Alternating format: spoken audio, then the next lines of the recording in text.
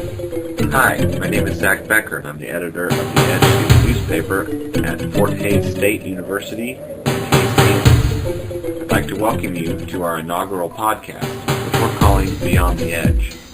On this new program, we hope to more deeply explore issues discussed in the Edge newspaper. For this edition, I'm speaking to Student Government Association Senator Phillip Van Horn. Phillip is a junior from Abilene, majoring in English education. This is his first year on the Senate, and he is representing the humanities. I hope you enjoy the program. You know, you're a member of SGA.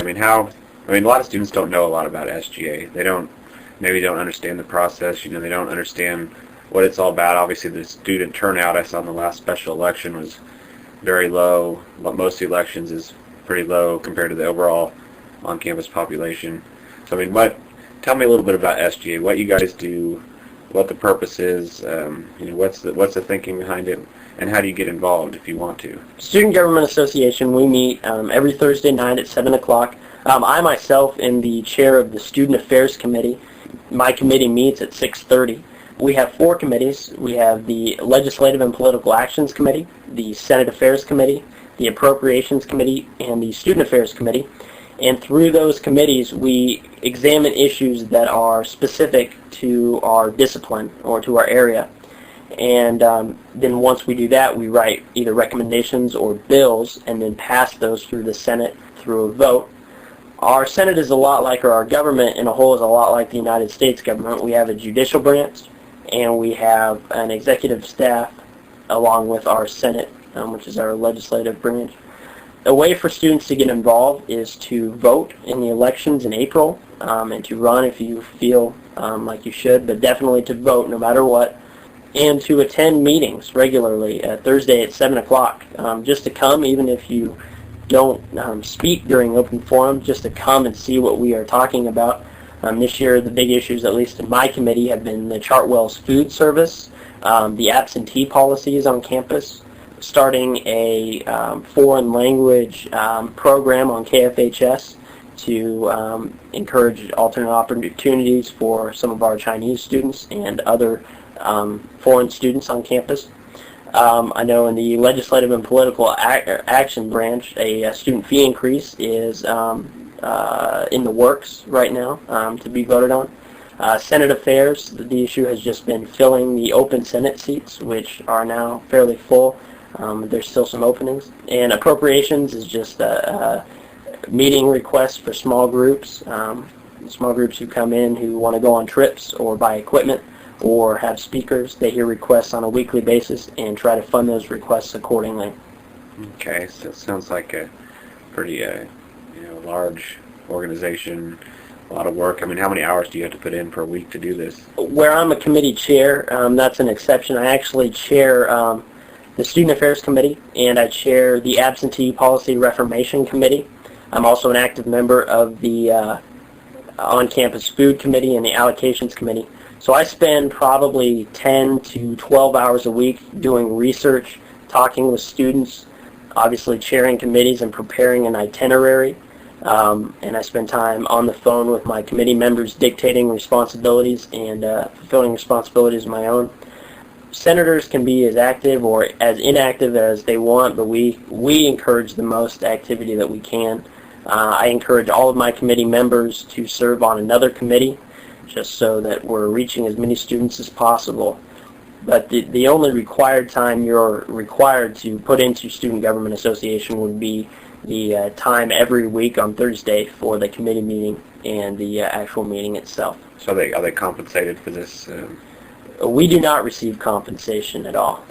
It's something that we want to do to make our campus better, and it's something that we believe will ultimately, our service will benefit the campus in the long run. The student government, if it sends an edict out, about something, how much authority does it really have to change things on campus as far as professors and their policies and other, or typically you think of as the administration of the school having authority over? Do you have that kind of authority? Well, to answer that in a funny way, enough to make them mad sometimes. And in all seriousness, ultimately, when we send out a resolution, teachers can decide or do what they want a lot of times, but they usually do what we ask because we are the customers of this university. President Hammond obviously has a lot of power, and different individuals on our campus have a lot of power, but student government has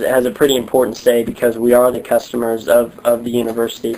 And it's not that we have a lot of power and have to use it, rather than the fact that the administration and the faculty are very willing to work with us when we issue requests. Just like the midterm grade request may not have been very popular with the faculty, but they have been willing to come and meet us on that request because it is what the students want. So we haven't had any real mean scuffles or anything with the faculty or administration because they seem to work with us more than you would think. But they do a great job of working with us on campus. But you say you represent the students, but how come there's very few students, obviously. I don't think anybody denied that the turnout is bad. What are you guys trying to do to get more students involved, to be more interested in their government, their student government, that their student fees obviously go towards Well, this interview that we're doing is part of it. I think the more that people hear our names, especially your committee chairs' names, so that you know who to talk to.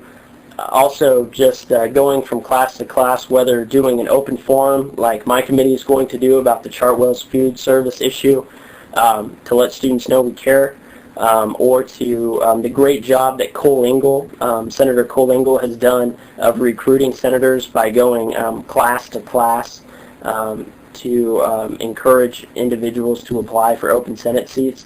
I think the more that we talk about student government and the more that we get our name out and the more that we use the press like the Edge on campus, the more that students know about their student government.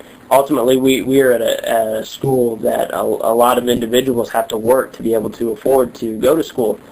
So there are a lot of individuals who maybe can't be as active as they want to.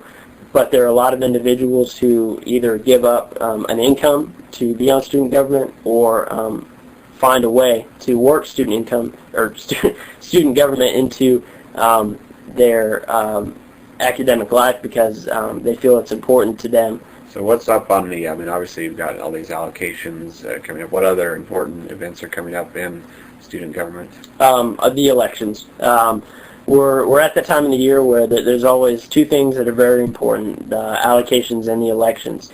During the elections in April, students will once again decide who will run this university next year, who will, as the president, be the representative to the Board of Regents, and as the vice president, who is qualified enough to run the meetings. Every year, there are always big issues, but they're very sporadic.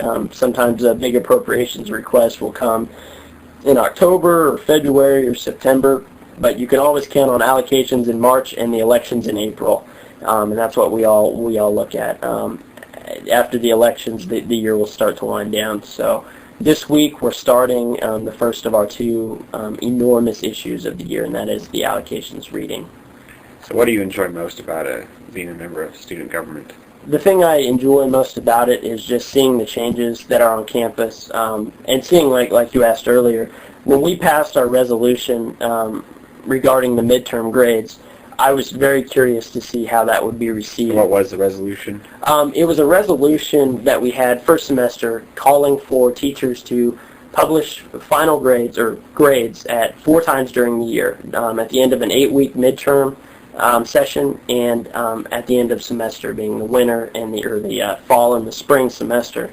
And I was interested to see how faculty would receive that because a lot of faculty like to publish just final grades at the end of semesters. A lot of faculty who originally hadn't posted midterm grades were very open to trying and starting it. Obviously it was going to be more work for them, but they received it well, and some of the biggest opponents of that have actually done the best job at posting those midterm grades.